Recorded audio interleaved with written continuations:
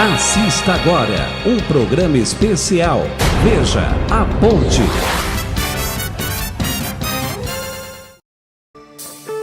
Nos ajudem com as palmas, hein?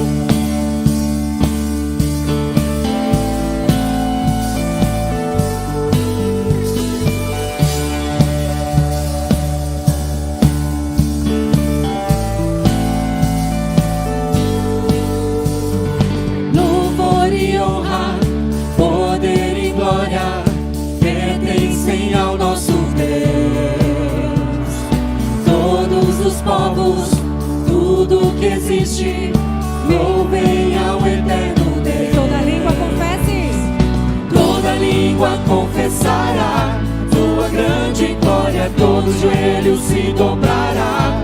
Em louvor exaltado sempre serás, e o teu reino jamais passará, ó eterno Deus.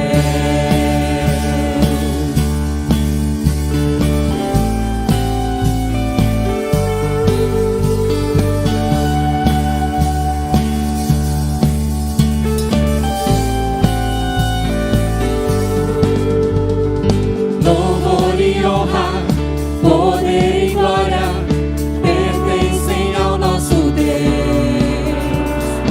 Todos os povos, tudo que existe, louvem ao eterno Deus. Toda língua confessará tua grande glória, todo joelho se dobrará. Em louvor exaltado sempre será, e o teu reino jamais passará. Toda língua confessará tua grande glória, todo joelho se dobrará. Em louvor exaltado sempre será, e o teu reino jamais passará, ó eterno Deus. E o reino do Senhor é eterno e para sempre. Estaremos lá com Ele na eternidade, amém? Então vamos declarar: teu reino será para sempre. Teu reino será para sempre. Cantem ao eterno Deus, pois nada consegue se comparar. Cantem ao eterno Deus, teu reino será para sempre. Cantem ao eterno Deus, pois nada consegue se comparar. Cantem ao eterno Deus, teu reino será para sempre. Cantem. Cantem ao eterno Deus, pois nada consegue se comparar. Cantem ao eterno Deus, teu reino será para sempre. Cantem ao eterno Deus, pois nada consegue se comparar. Cantem ao eterno Deus. Toda língua. Toda língua com teu reino jamais passará. Toda língua confessará tua grande glória, todo joelho se dobrará. Em louvor renovado sempre será, e o teu reino jamais passará, ó eterno Deus.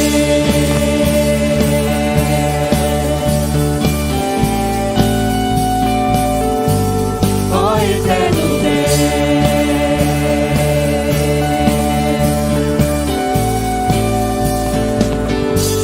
ó eterno Deus.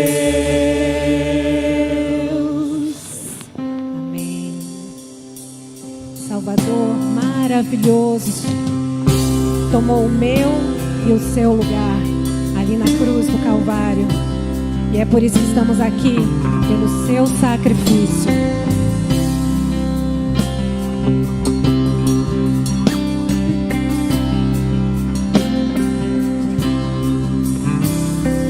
Salvador maravilhoso, Deus que tomou meu lugar, poder entregue ao Calvário, morto pra nos salvar, oh, morto pra nos salvar.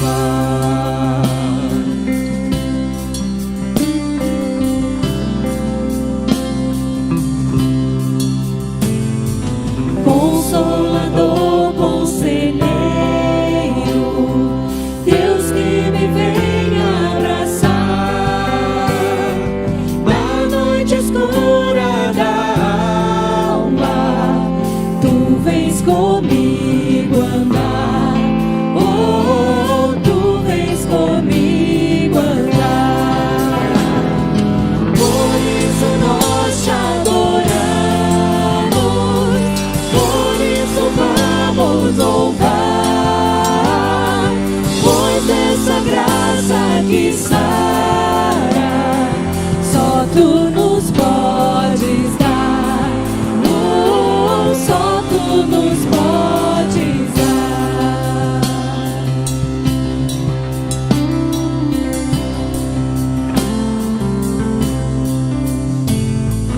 Pai poderoso e infinito, Deus que não cansa de amar, em meio às nossas fraquezas, nós vamos te buscar, oh, nós vamos te buscar. Pai poderoso e infinito, Deus que não cansa de amar, em meio às nossas fraquezas, nós vamos te buscar, oh, nós vamos te buscar. Por isso nós adoramos.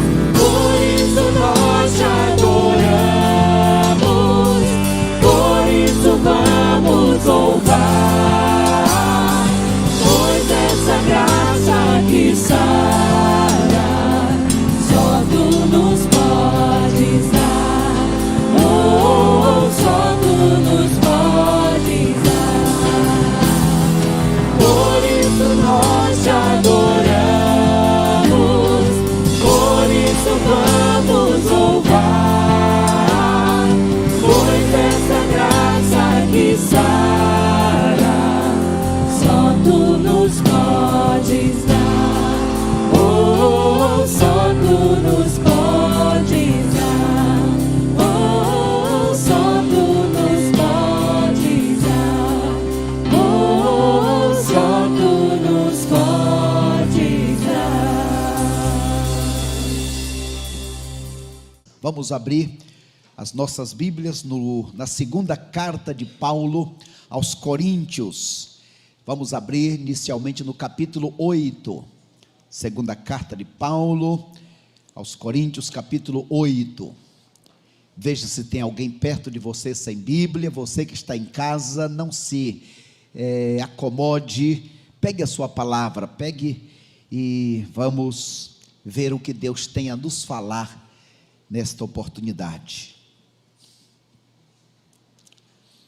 Diz assim: irmãos, quero que saibais como a graça de Deus foi concedida às igrejas da Macedônia, pois a intensidade da alegria e a extrema pobreza deles transbordaram em riqueza de generosidade, e isso em dura prova de tribulação, porque posso dar testemunho de que deram de livre vontade, na medida dos seus bens, até mesmo acima disso. Eles nos pediram com muita insistência o privilégio de participar da assistência em favor dos santos, e não somente fizeram o que esperávamos, mas primeiramente deram-se a si mesmos ao Senhor e a nós pela vontade de Deus. Continuando o texto, capítulo 8 ainda, versículo 9: pois conheceis a graça de nosso Senhor Jesus Cristo, que sendo rico, tornou-se pobre por vossa causa, para que fosseis enriquecidos por causa da sua pobreza. Ainda no capítulo 9, leremos a partir do verso 6, capítulo 9, 2 Coríntios, capítulo 9, verso 6. Mas digo isso, quem semeia pouco, também pouco colherá. Quem semeia com generosidade, também colherá generosamente. Cada um contribua de acordo com o que dedicou no seu coração, decidiu no seu coração, não com tristeza nem por constrangimento, porque Deus ama ao que dá com alegria. Deus é poderoso para fazer toda a graça transbordar em vós, a fim de que, tendo sempre o suficiente, em tudo transbordeis em toda boa obra, conforme está escrito: distribuiu, deu aos pobres, a sua justiça permanece para sempre. Aquele que dá a semente ao que semeia e pão para comer, também suprirá e multiplicará a vossa semeadura e aumentará os frutos da vossa justiça. E em tudo sereis enriquecidos para serdes sempre generosos, o que, por nosso intermédio, produz ações de graças diante de Deus. Que o Senhor aplique essa palavra gostosa, palavra viva em nossos corações. Nós vamos refletir nesta noite, com a graça de Deus, sobre o tema generosidade, uma marca dos filhos de Deus. Generosidade, uma marca dos filhos de Deus. Obrigado, Pai maravilhoso, porque Tu és o Senhor supremo das nossas vidas. Obrigado, Jesus, pela convicção de que Tu estás presente conosco. Obrigado pela Tua palavra que se renova a cada dia, pelos meus irmãos e irmãs que se planejaram, se organizaram, saíram das suas casas e chegaram a este lugar. Ó Deus, estamos diante da Tua mesa farta. Alimenta-nos nesta noite, como disse o Teu servo Davi: leva-nos aos Teus pastos verdejantes. Senhor, contempla agora cada um que está presente aqui, e os que estão espalhados por tantos lugares, e que também outros ouvirão a Tua palavra em outros momentos. Ó Deus, eu te imploro, toma esta ferramenta, este recurso, esta palavra, e usa para a glória e honra do Teu nome, pois assim oramos. Amém, Senhor. Amém, Pai.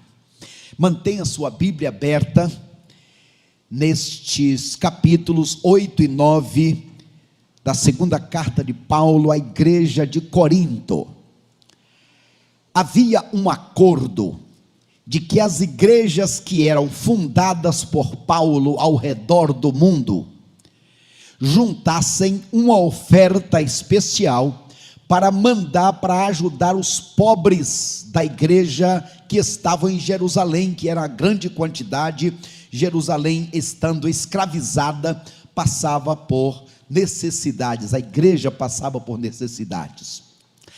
A igreja de Corinto, lá na primeira carta, tinha feito um compromisso: nós iremos ajudar. Nesta noite estamos falando sobre a importância da generosidade. Provérbios 11, 25 diz: a alma generosa, esta prosperará. A palavra generosidade, do latim, vem da expressão gênese. Generosidade tem a ver com gerar, ou fazer nascer. Esta generosidade nasce em nosso coração por causa da generosidade de Deus. como Ele foi generoso para conosco, nós somos agradecidos e agimos com generosidade em favor de outras pessoas. A palavra generosidade aparece na Bíblia 3 vezes, e a palavra generoso aparece 5 vezes. Quando pensamos em generosidade, não tem nada, aliás, não é somente em relação a dinheiro. Quando pensamos em generosidade, não tem nada a ver com o dízimo. O dízimo é além, o dízimo é o beabá. Nós damos o dízimo com amor, damos o dízimo por fé, mas além disso tudo, o dízimo é uma obrigação, não apenas do cristão, mas de toda pessoa que vive na face da terra. Por exemplo, honrar pai e mãe. A gente honra pai e mãe por amor ou por obrigação? Por amor ou por obrigação? Devemos amar por amor, honrar por amor, mas também é uma obrigação. Quem não honra pai e mãe vai sofrer as consequências. Eu entrego o meu dízimo por amor, mas é também a minha obrigação. Amar o próximo eu devo fazer por amor, mas é também a minha obrigação. Se eu não fizer, tem consequências. Aqui não está se falando sobre dízimo, que é o beabá, que é a obrigação, que é o básico do básico. Está falando de ser generoso, e para falar a verdade, só consegue ser generoso quem é dizimista, porque quem não é dizimista não é generoso porque não tem, e não tem porque não dá, e não dá porque não tem, e isso é uma bola de neve. Quando se fala em campanhas, em ofertas, quem é que dá, quem é que participa? Quem já é dizimista, porque quem não é, já está de mal a pior, e vai daí para pior. De forma que Paulo está falando para esta igreja sobre a importância desta oferta especial que estariam levantando para a igreja em Jerusalém. A igreja de Corinto, como dissemos, tinha feito o voto, o compromisso, mas chegavam-se os dias e nada de atitude. Veja só capítulo 8, que Paulo está falando, mandando uma carta para a igreja de Corinto, mas ele está contando o exemplo das igrejas lá da Macedônia. Ele está falando sobre as igrejas lá de Filipos, lá de Tessalônica, lá da Bereia, igrejas hoje onde é a Europa. Por que será que Paulo está ressaltando, enaltecendo aquelas igrejas nesta carta que ele está mandando para a igreja de Corinto? Ele aqui está dando uma lição, está estimulando. Em primeiro lugar, olhe o exemplo daqueles irmãos que estão vivendo uma grande tribulação, aqueles irmãos que vivem em extrema pobreza. Aqueles irmãos demonstraram um extremo gozo, uma extrema alegria em poder tirar do pouco que eles têm para mandar a sua oferta. Eles fizeram além do que podiam, eles fizeram isso voluntariamente, eles estavam pedindo a nós o privilégio de mesmos. Igreja de Corinto, chegou a hora daquela promessa que vocês fizeram de cumprir. Primeiro eu motivo a vocês o exemplo daquela igreja. É como se para nós aqui estivesse dizendo assim: olha, a igreja, a nossa congregação lá do Caruara, deu uma oferta maior e melhor do que a oferta de vocês, igreja mãe. E quando falamos, meus irmãos, no alvo de missões, meus irmãos, é maravilhoso ver o esforço dos nossos líderes para alcançar o alvo. Agora, meus irmãos, este alvo é um alvo compatível com o tamanho da nossa igreja?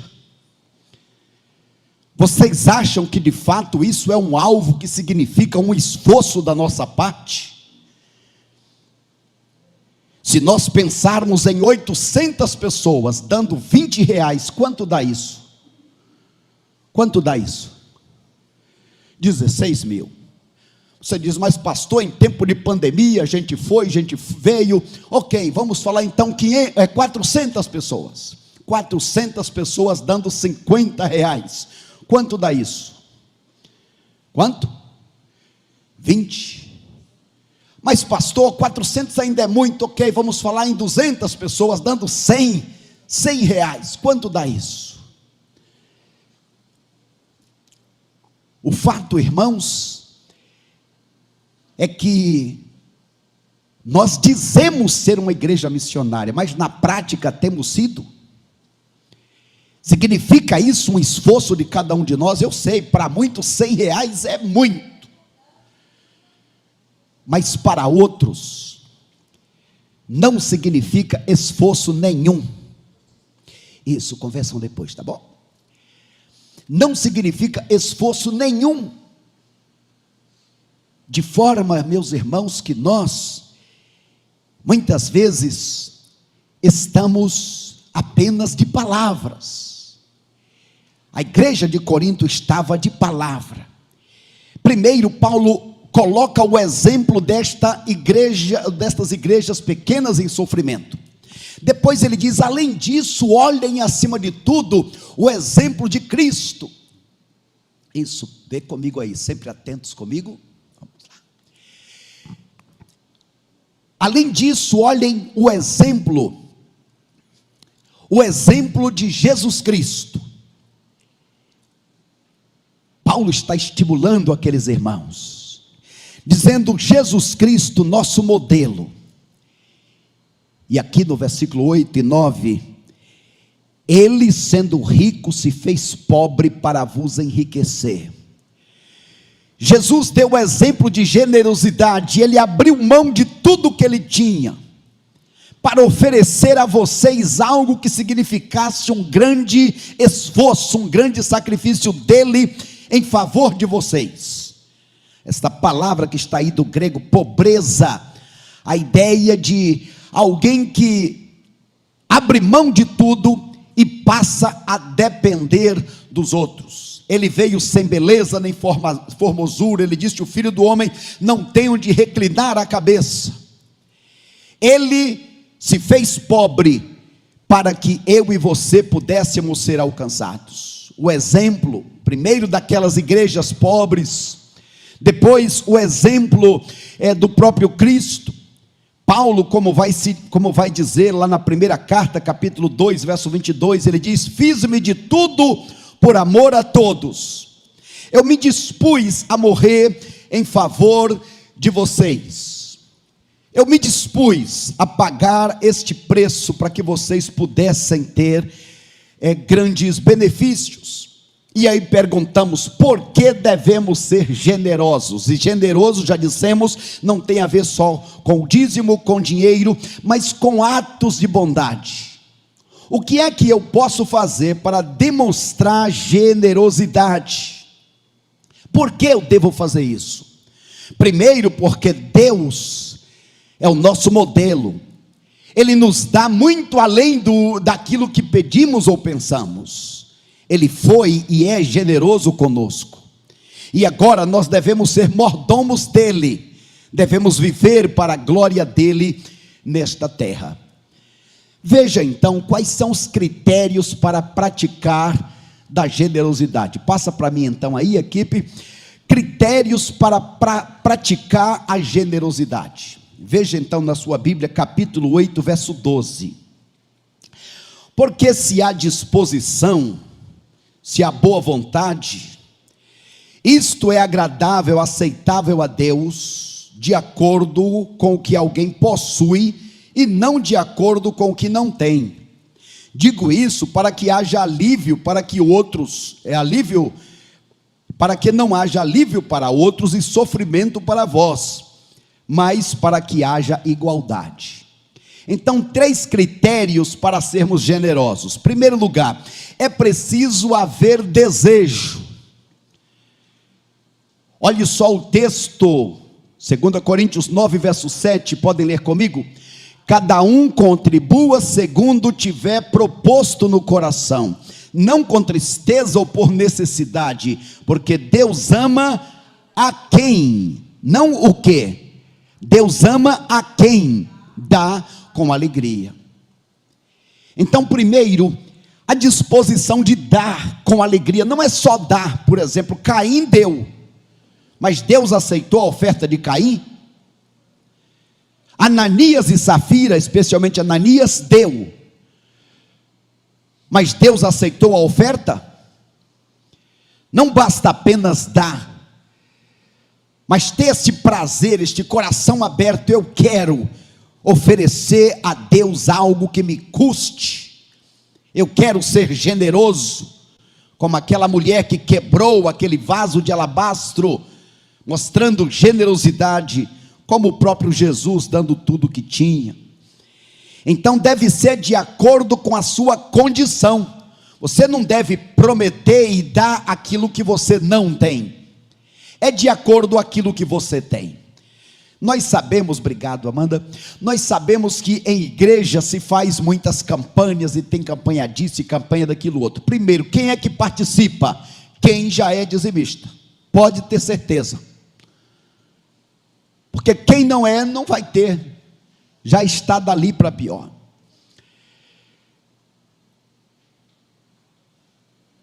Quando se fala então em uma campanha, o que seja, faço de acordo aquilo que Deus tem me dado. E terceiro, não deve haver sobrecarga. Então tem aqui 3 critérios para como eu poder ser generoso no reino do nosso Deus.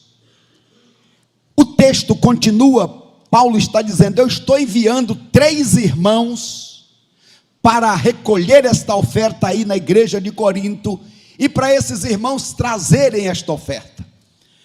Paulo estava se protegendo, para não dizer, olha, ele recebeu dinheiro, ele veio aqui, pegou, sabe lá Deus para onde ele levou. Era uma igreja cheia de, se achava cheia de dons e talentos, mas na verdade era uma igreja mesquinha, uma igreja doente, dominada pela carne.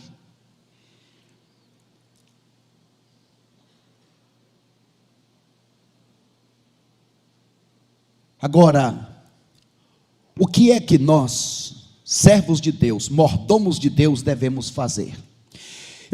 Eu convido vocês a repetirem comigo esta frase, todos juntos. Administrar e ser um bom mordomo é uma viagem que leva a vida toda. Ser um mordomo, reconhecer, eu pertenço a Deus. O que eu faço, o que eu tenho, o que eu sou, tudo eu entrego, eu consagro a Deus. Isto é uma viagem que leva a vida toda.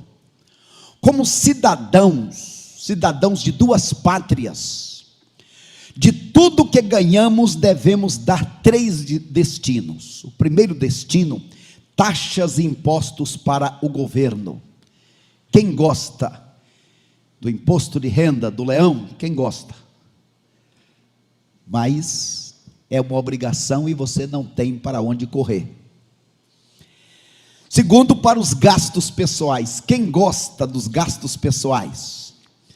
Tem gasto que a gente faz porque é preciso, né? Todo dia eu oro, Senhor, me livra de despesas desnecessárias.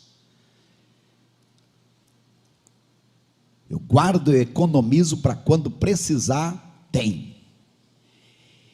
E terceiro, investimentos no reino de Deus. Meus irmãos, o dinheiro é vivo, ele seduz, ele faz exigências, ele cativa, ele tem um potencial para se tornar Deus. Paulo diz para Timóteo: tome cuidado com o dinheiro, porque ele é um Deus cruel, e os que querem ficar ricos caem em laços. Não confie no dinheiro, diga a ele: você não é o meu Deus. Quando pensamos em generosidade, por que devemos ser generosos? Primeiro, porque eu reconheço que a minha subsistência, a razão da minha vida está em Deus, vem de Deus. Eu sou uma semente que Deus plantou. Aquela sementinha que Deus deu ao teu pai, que colocou no ventre da tua mãe, e você foi gerada. Você nasceu, você se multiplicou, e Deus espera que você seja uma pessoa generosa como Ele foi e é para você. Por isso o texto diz, olha, Deus, Ele dá a semente para semear e o pão para comer. Como é que Deus nos dá a semente? Como é que Deus nos dá a semente? Você já parou para pensar como é que Deus dá a semente?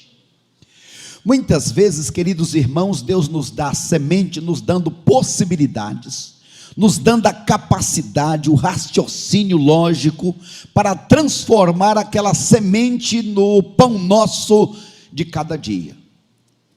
Deus nos dá esta semente através da inspiração, através da inteligência. Eu vou te dar a semente, Deus diz, eu vou te ensinar a plantar, eu vou te ajudar a colher, para que você tenha esse prazer de desfrutar do seu pão de cada dia. Meus amados irmãos, Deus nos dá a semente. Eu pergunto, qual a semente Deus tem colocado em tuas mãos? Você tem comido a semente? Lembre-se, Deus dá a semente para semear. Quais são as sementes que estão no seu poder de administração? Por exemplo, Joquebede tinha uma semente chamada Moisés. Joquebede consagrou a semente a Deus. Joquebede buscou estratégias, ela foi corajosa, ela semeou e a semente nasceu, prosperou e se multiplicou. Quando pensamos naquela viúva de Sarepta, o que ela tinha de semente? Apenas um pouco de azeite. Mas ela foi até o profeta, buscou a direção de Deus, e o que aconteceu? O que aconteceu é que aquela semente germinou, se multiplicou, Deus fez prosperar. Aquele jovenzinho, o que tinha? 5 pães, 2 peixinhos, ele colocou nas mãos de Deus, colocou com generosidade. Irmãos, abrir mão do seu lanche. Eu já fui em muitas viagens, caravanas, e a tentação é grande para a gente guardar nos nossas malas os pacotinhos. Vai que precisa mais tarde.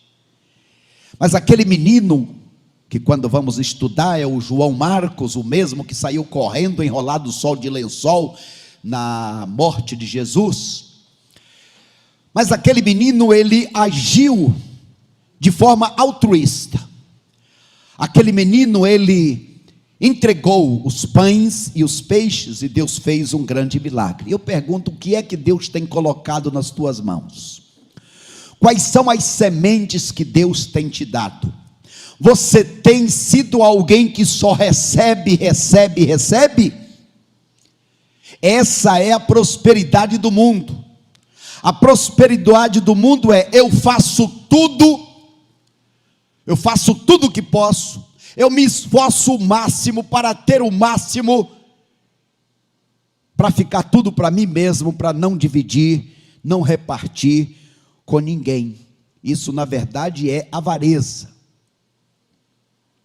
Quando a Bíblia diz: não acumuleis tesouros na terra, o que significa? Muitos dizem: o cristão não pode ter nada. Não significa isso. O problema não é ter coisas, não é ter dinheiro. O problema é quando as coisas têm você, quando o dinheiro tem você. Então, quando diz: não acumuleis tesouros na terra, está dizendo: cuidado para não ter a indisposição de repartir. Não acumule além do necessário. Algumas lições para nós quando pensamos na generosidade. 4 lições iniciais. Primeiro, Deus é que dá a semente e o pão. Ele te dá condição de trabalhar, inteligência, estratégias, possibilidades. Segundo, o bom uso do pão e da semente são a base da nossa prosperidade. Terceiro, nossa prosperidade deve motivar nossa generosidade. Eu sou agradecido a Deus pelo que Ele me deu, eu compartilho, eu distribuo, Deus então me dá mais para que eu possa compartilhar mais, e assim o nome dEle é glorificado. Nossa generosidade produz ações de graças, glorificação ao nome do nosso eterno Deus. O que é que Deus tem dado a você? No meio de tudo que Deus tem te dado, destacamos 3 coisas. Deus tem te dado primeiro a vida. A vida é um dom de Deus. Se Ele tirar o teu fôlego, você não conseguiria subsistir. Você não conseguiria continuar vivendo. Lembre-se, você não é o que você tem. Você não é o que você faz. Você não é o que falta em você. Você é alguém que Deus criou. Deus criou para viver com Ele aqui na terra e com Ele na eternidade. Um outro grande bem, uma grande dádiva de Deus é o tempo. O tempo passa muito rápido. Quando eu fui consagrado ao ministério pastoral, eu ia fazer 22 anos. E eu consagrei a Deus, disse: Senhor, me dá a graça, o privilégio de servir ao Senhor por 50 anos. Fiz as contas, dava 2027. Quem estava lá em 86 para 2027 era uma eternidade. Irmão Fabrício, só falta 14. Passa rápido. A bênção do tempo. O tempo biológico, o tempo de nascer, de chorar, de rir. O tempo psicológico. O tempo cronológico. O tempo escatológico, a história da igreja. Mas o kairós de Deus. Que horas é esta? Do relógio de Deus, quanto tempo falta para mim e para você? E além da vida, do tempo, Deus tem nos dado recursos. Recursos de sobrevivência, por exemplo, o ar. Esta máquina maravilhosa chamada coração, as faculdades mentais, capacidade de pensar, de querer, de escolher. Mas também o recurso da convivência, a capacidade de viver neste mundo, de conviver com os diferentes, viver em sociedade. Os recursos da subsistência, ou seja, condições para ganhar e administrar estes recursos. Deus é generoso, e Ele espera dos seus filhos generosidade. Meus irmãos, Geazi roubou de Deus o que era de Deus. Eu pergunto, valeu a pena? Valeu a pena a atitude de Acã?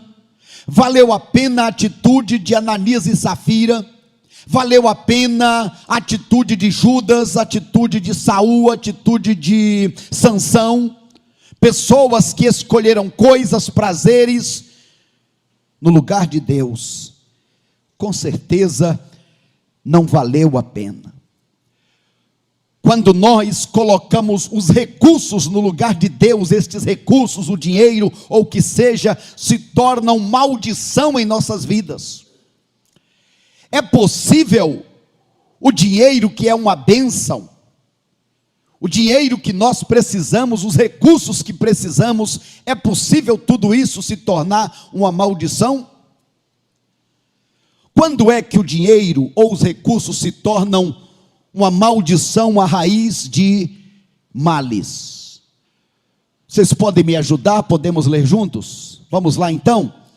Primeiro, quando passa a ocupar o lugar que Deus deveria ocupar. Segundo, quando se pratica o ilícito para ganhar o dinheiro. Terceiro, quando se perde pessoas para ficar com o dinheiro. Quarto, quando se busca preencher os vazios com o dinheiro.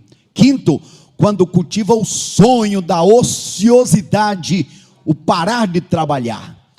Sexto, quando avalia as pessoas pela aparência ou posses que ela tem. Sétimo, quando gasta mais do que ganha. Crédito não é receita. Quando perde sua identidade para não perder dinheiro. Quantos por causa do dinheiro se vendem? Quando dinheiro vale e pode tudo, a pessoa se considera um Deus onipotente. Décimo, quando convive com a sensação, tudo não é o bastante, quero mais, mais, mais, mais. E décimo, quando tendo, vive na avareza, não usufrui, não reparte. Quando se age assim sobre o dinheiro, sobre diplomas, sobre emprego, sobre família, sobre o que seja, colocou acima de Deus, você está quebrando valores e trazendo consequências negativas para si mesmos. O nosso desafio nesta noite é: haja com generosidade. Como? Primeiro, estando prontos a servir. Gálatas capítulo 5:13. Irmãos, vocês foram chamados para a liberdade, mas não use a liberdade para dar ocasião à vontade da carne. Ao contrário, sirvam uns aos outros mediante o amor. Segundo, haja com generosidade, buscando formas de ajudar uns aos outros. Gálatas capítulo 6, verso 2. Levem os fardos uns dos outros, e assim vocês cumprirão a lei de Cristo. Atos 2:24, lembram como a igreja pode agir generosamente? Atos 2:44, os que criam mantinham-se unidos e tinham tudo em comum, compartilhavam tudo. Quarto, sendo humildes uns para com os outros. 1 Pedro 5, verso 5. Jovens, sujeitem-se aos mais velhos, sejam todos humildes uns para com os outros, porque Deus se opõe aos orgulhosos, mas concede graça aos humildes. Quinto, haja com generosidade, usando os seus bens, os nossos bens, para abençoar outras pessoas. 1 Pedro 4, verso 10. Cada um exerça o dom, a dádiva que recebeu para servir os outros, administrando fielmente a graça de Deus em suas múltiplas formas. Sexto, como agir generosamente? Sacrificando-se uns pelos outros. Todo mundo conhece João 3,16. Todos podem repetir João 3,16. Mas o que é que diz 1 João 3,16? Nisto conheceis o amor, que Jesus deu a vida dele por nós, e nós devemos dar as nossas vidas pelos nossos irmãos. Meus irmãos, é fácil viver o evangelho na teoria. Deus espera que hajamos com generosidade. Sétimo, devemos agir com generosidade, cooperando uns com os outros. 1 Coríntios 3:9. Pois sois cooperadores de Deus, vocês são lavoura de Deus e edifício de Deus.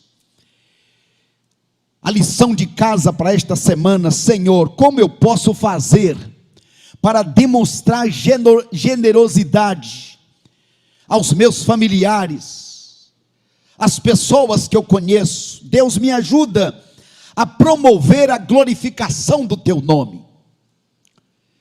Existiu um servo de Deus chamado Abraham Lincoln. Ele fez várias tentativas para chegar no legislativo, várias tentativas para chegar à presidência dos Estados Unidos, Muitas vezes ele fracassou, foi derrotado, mas depois de muitas tentativas, ele se tornou presidente dos Estados Unidos. É conhecido até hoje como o melhor presidente que os Estados Unidos já teve. Um servo de Deus, crente batista. E este homem um dia foi dar uma palestra. E ele apresentou naquela palestra o seguinte resumo que eu compartilho com vocês e peço para lerem comigo. Dá para ler daí?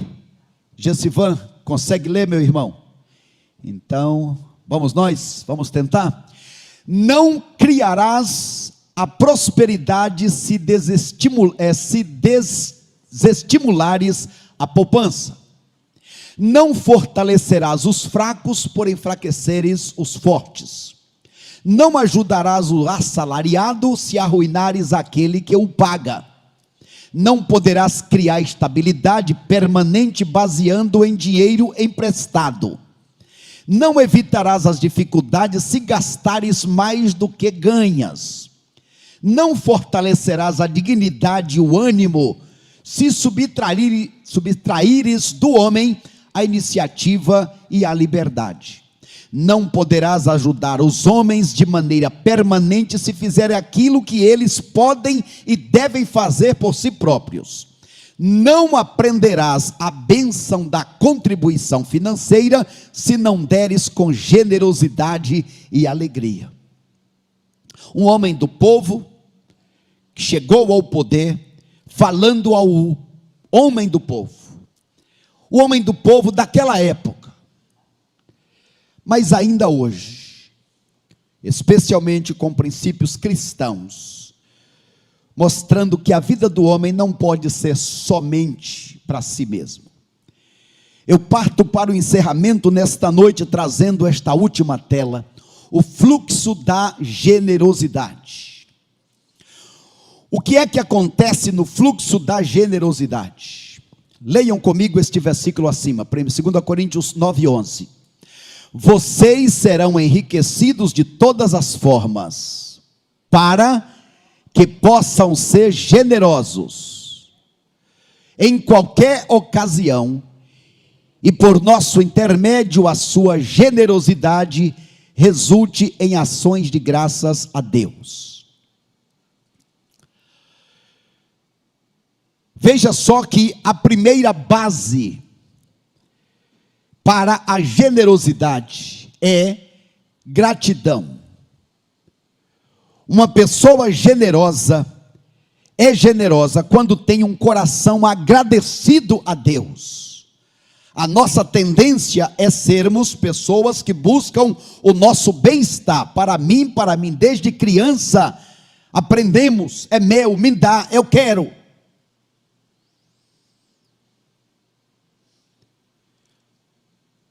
A primeira marca, a primeira característica de uma pessoa generosa é por causa da gratidão. Quando eu falo isso, eu me lembro de um homem, o irmão Henry Stenkoff. Ele era um carioca, de família cristã desde o seu nascimento, presbiteriano. Este homem serviu na igreja por algum tempo. A vida lhe trouxe alguns benefícios. Ele se tornou um professor. Ele não tinha faculdade na área que trabalhava, a área da engenharia, mas ele era o homem que conhecia. Ele se tornou um homem fundamental na pátria brasileira para a sua empresa. Ele foi transferido do Rio de Janeiro para São Paulo, Zona Leste, perto da igreja onde eu era pastor, ali região da Penha. A família daquele homem veio para a nossa igreja. Ele também se sentia como membro da nossa igreja. Mas em 6 meses que estava morando por ali, ele nunca pôde vir na igreja. Aquele homem era cercado por doutores. Chegávamos na casa dele, Aqui é o doutor fulano, todos vinham porque os doutores tinham o diploma, o canudo, mas não sabiam fazer o trabalho e ele fazia. Os desenhos e tal, era ele o homem que tinha prática. Ele recebia presente de todos, e todos vinham de lugares diversos para estar na casa dele. E bastávamos chegar naquela casa: pastor, senta aqui, pastor, vamos almoçar. Ou compra lá tantos quilos de carne, faz não sei o quê. Ou pô, pastor, tranquilo, pastor. Ele era mais ou menos da minha altura, mas dava uns 2 de mim, um homem gordo, forte. Meu irmão, o senhor não gostaria de ir na igreja? Pastor, passo a semana toda trabalhando, pastor. Segunda a sábado direto, domingo eu recebo os meus amigos. Eu tenho muitos amigos, pastor. Doutor fulano, conhece? Não. Doutor, não conheço. Meu amigo. Pastor, eles chegam aqui 10 da manhã. Não posso ir para EBD também. O senhor não gosta de ir à noite? Eles ficam aqui, pastor, dá 10 horas estão aqui ainda. Poxa vida. Bom, pastor, o que o senhor acha, o que o senhor fala sobre o dízimo? Eu falei, o básico do básico. Eu sou contra. Pode-se dar uma oferta sim, mas não entendo sobre o dízimo. Poxa vida. Os dias se passam 6 meses pelo menos. Mas aconteceu um problema no serviço. Uma caixa d'água estourou. Ninguém sabia entrar e resolver o problema. O senhor Stenkoff foi chamado, com aquele peso todo, mas desceu. Problema com diabetes. Lá naquela caixa de muitos litros, havia um vidro, cortou o pé, que estava cheio de água velha, parada, e a situação se complicou. Muito forte, lutador, veio para casa, mas febre alta e pé inchado, foi levado para o hospital, precisa amputar o dedo grande do pé direito urgentemente. Não vai, não vai. Nos falamos, vamos orar, confiar em Deus. A coisa complicou, agora tem que amputar o pé. Desespero, angústia. Passou um dia, passou 2, a coisa está complicando. Tem que amputar a perna, a primeira parte da perna. Não, de forma nenhuma, não aceito. Confio em Deus. E a coisa complica. Ou amputa agora a perna inteira ou morre. Não tinha mais jeito, não podia mais decidir por si, a família teve que intervir, foi amputada a perna. Ficou 8 dias no hospital. Veio para casa. Interou então 15 dias. Domingo de manhã, 8:30 da manhã, eu estou na igreja. A nossa igreja ficava em frente a uma rua grande que vai serpenteando e termina no metrô, 10 minutos andando. Quando olho da igreja para cima, vem aquele gigante, uma perna só e uma muleta. Irmão Stenkoff, o que está fazendo, irmão? Chego lá, o homem está pingando de suor. Pastor, saí 7 horas da manhã, pastor. Estou vindo, andando, parando e tal. Irmão, por que não chamou e tal, não sei o quê. Quero servir a Deus, pastor. Deus poupou a minha vida, eu quero gastar a minha vida para Deus. Um homem de 55 para 60 anos.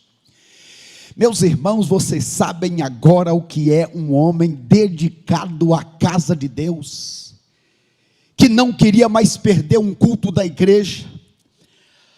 Aquele homem, logo no final do ano, se tornou um dos professores da EBD. A sua dedicação extrema logo se transformou no diretor da EBD. Aquele homem agora, quando alguém falava em dízimo, ele dizia, tem que ser dízimo do bruto, não apenas o dízimo aqui tirando, né, do líquido, não. Dízimo é o básico do básico. E aquele homem passou numa dedicação, e passou 1 ano, passou 2, passou 3, depois de uns 5 anos desta dedicação constante, qualquer campanha, o que fosse, ele era o primeiro. Mudou-se no bairro da nossa igreja, Zona Leste, para a Lapa, é o outro lado da cidade. Agora o irmão não vai mais vir. Será? Dava 8h30, domingo de manhã, está lá o irmão Stenkoff. Pastor, quero uma célula em casa, e lá começamos uma célula, e deu resultados. Eu dou graças a Deus, porque o meu irmão Henry Stenkoff acordou a tempo. Como ele mesmo dizia, eu perdi muito tempo, e eu quero gastar minha vida para Deus. Deus me deu, eu sou agradecido. Meus amados irmãos, vivemos numa vida em que temos sido marcados pela displicência, pela falta de gratidão. Eu fico apavorado quando olho numa escola dominical e pergunto, cadê os meus irmãos? Pastor, mas a igreja não estava cheia? Sim, eu sei, mas quantos e quantos e quantos, levando a coisa simplesmente na brincadeira. Eu estou no online, eu tenho outras preocupações, eu tenho outras prioridades. Pode fazer isso? Pode, mas não espera não, irmãos. Pastor, o senhor está dizendo então que Deus castiga? A Bíblia diz em Hebreus 12 que Deus ama e corrige ao filho que Ele ama. Então, meu amado irmão, minha amada irmã, ai daquele que faz a obra do Senhor relaxadamente. Pergunte para si mesmo, eu poderia ser mais generoso com Deus e com as coisas de Deus?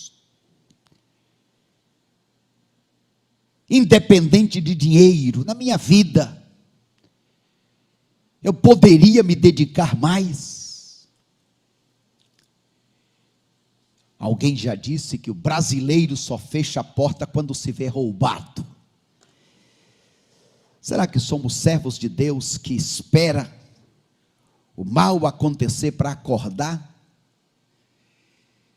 É verdade, Deus permite coisas acontecerem, porque Ele nos ama e não quer que a gente vá pagar no inferno.